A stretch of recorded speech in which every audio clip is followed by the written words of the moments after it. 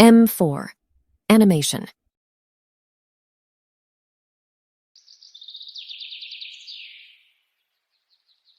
बहुत पुरानी बात है।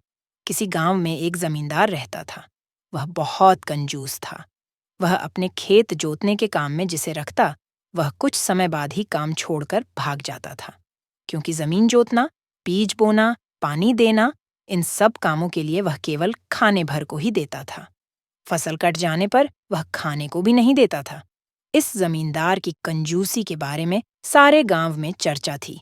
एक समय ऐसा आया कि उसे खेतों पर काम करने के लिए आदमी मिलना मुश्किल हो गए। वह जिसे भी काम पर रखने की कोशिश करता, वही दुगने पैसे मांगता। उसी गांव में श्याम नामक एक बुद्धिमान लड़का रहता था। उसने जब उस कंजूस जमींदार के बारे में सुना, तो उसने उसे सबक सिखाने की सोची। वह एक आदमी को साथ लेकर जमींदार के पास पहुंचा। जमींदार ने उन्हें बैठने को कहा और उनसे आने का कारण पूछा। श्याम ने बताया कि वह उसके खेतों पर काम करना चाहता है। इस पर जमींदार बोला, तुम्हें पूरे साल काम करना होगा, बीच में भागोगे तो नहीं। तो तुम क्या दोगे, यह बताओ, तभी मैं बताऊंगा। जमींदार बोला, यह बात तो मैं तुम्हारा काम देखकर ही तय करूंगा। अगर अच्छा काम करोगे तो साल में 12 किलोग्राम चावल दूंगा, अगर नहीं तो 9-10 किलोग्राम ही दूंगा। उसकी बात सुनकर श्याम बोला, अब आप मेरी भी शर्त सुन लें। मुझे मालूम है कि आप मजदूरों को कम खाना तथा कम मजदूरी देते हैं। इससे वे काम छोड़कर भाग जाते हैं। आप साल में मुझे एक बीज धान का देना, जिसे नीची जमीन में मैं खुद लगाऊंगा। एक बीज गेहूं का देना, जिसे मैं ऊंची जमीन में लगाऊंगा। पहनने को कपड़े देना। प्रतिदिन एक पत्तल चावल खाने को देना, एक पत्तल से अधिक नहीं मांगूंगा। इसके बाद अगर मैं दम भर काम न करूं, तो मेरा हाथ काट लेना।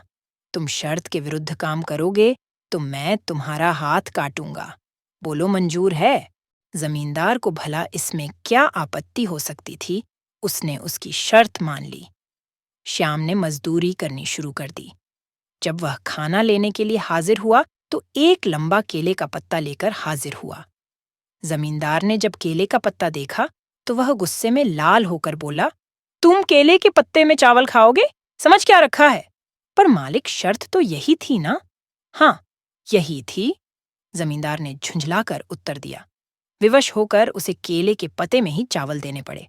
अब तो वह रोज ही केले के पत्ते में चावल खाता। रसोइये ने भी जमींदार से कहा, यह तो अजीब बात, चावल बनाते बनाते हालत खराब है। हुजूर, ये आप किस तरह के आदमी को पकड़ लाए हैं? 10-10 आदमियों के चावल अकेले ही खा जाता है। जमींदार ने उत्तर दिया, अरे 10 आदमियों के बराबर का काम भी तो करता है। यह बात सही थी कि श्याम काम में कोई कंजूसी नहीं करता था। वह सारे काम को अपने हाथों से पूरा करता। उसने मालिक से कहा, मालिक, मैंने इस गोबर के ढेर में गेहूं बो दिया है।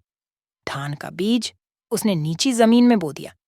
गेहूं के पौधे में अनेक दाने निकले, उसी प्रकार धान के पौधे में भी अनेक दाने निकले।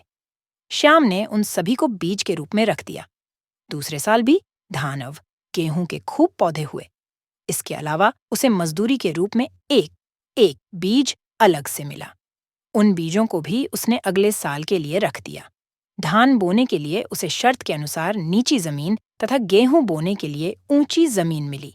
इस तरह 6 साल के अंदर मालिक के हाथों से सारी जमीन निकल गई।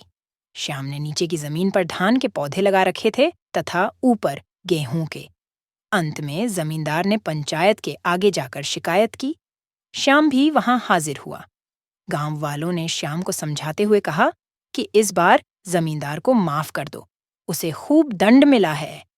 श्याम ने कहा, इन्होंने गरीबों को सताया है, उन्हें भरपेट खाना तक नहीं दिया, दंड तो इन्हें मिलना ही था। अरे नहीं, इनको थोड़ी सी जमीन तो दे ही दो। पंचों ने श्याम को समझाया। श्याम बोला, ठीक है, ये अपना हाथ काट दें। जमींदार बोला, नहीं नहीं, मैं अपना हाथ नहीं काटूंगा। श्याम को जमींदार पर दया आ गई।